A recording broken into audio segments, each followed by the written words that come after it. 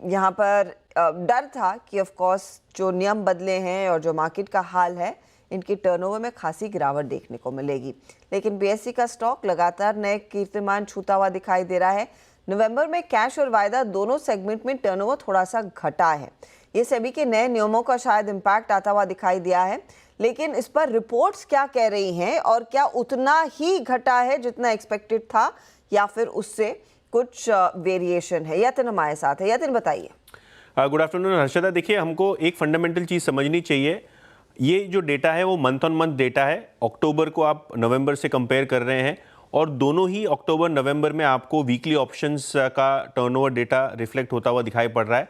और जो सेबी की जो रेगुलेशंस थी उसके हिसाब से दिसंबर के ऑनवर्ड्स आपको वीकली ऑप्शंस ट्रेड करते हुए नहीं दिखाई पड़ेंगे।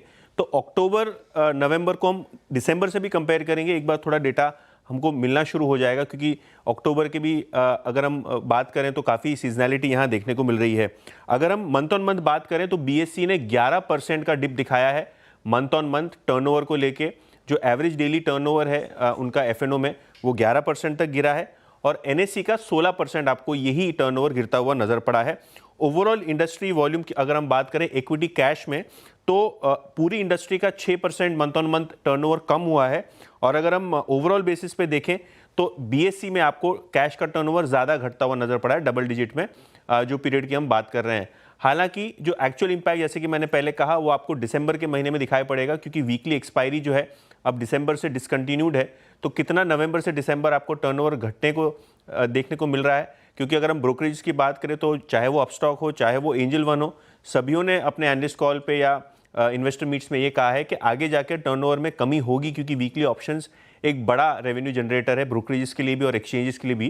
तो ये देखा जाएगा दिसंबर में 10-15 दिन के बाद क्या हालत होती है ऑप्शंस के, वीकली ऑप्शंस के एब्सेंस में।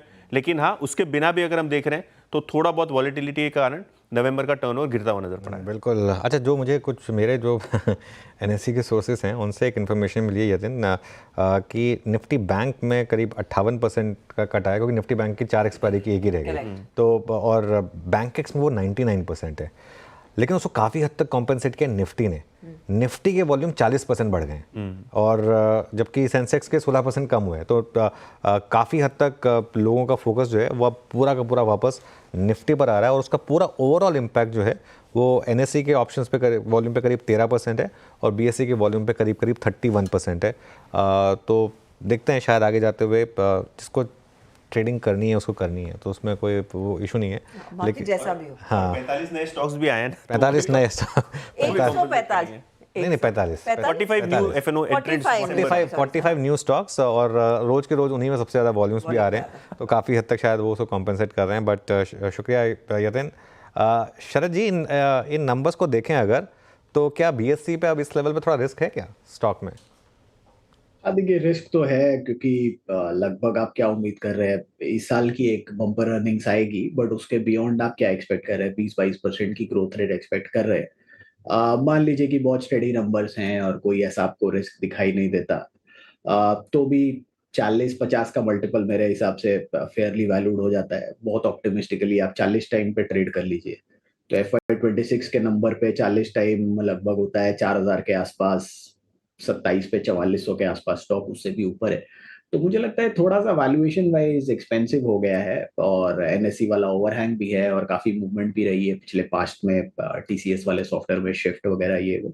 तो मुझे लगता है थोड़ा लोग एक्साइटेड है कि कुछ बहुत ज्यादा होने वाला है, बट इन वैल्यूएशंस पे मुझे लगता है थोड़ा रिस्की है। बट जैसी मूवमेंट हो रही है उसमें कॉल देना काफी मुश्किल है। बट मैं प्रेफरेबली अवॉइड करूंगा इन वैल्यूएशंस पे। मुझे लगता है 40-45 टाइम पर, कितना 53 टाइम के आसपास फॉरवर्ड पे ट्रेड कर रहा है 1 ईयर फॉरवर्ड पे, तो वैल्यूएशन कंफर्ट मुझे नहीं लगता इन लेवल्स पे है। 20% की ग्रोथ के लिए 55 टाइम 60 टाइम, अनलेस अनटिल ये बहुत बड़ा रीरेट हो जाए, जिसकी उम्मीद मुझे कम है।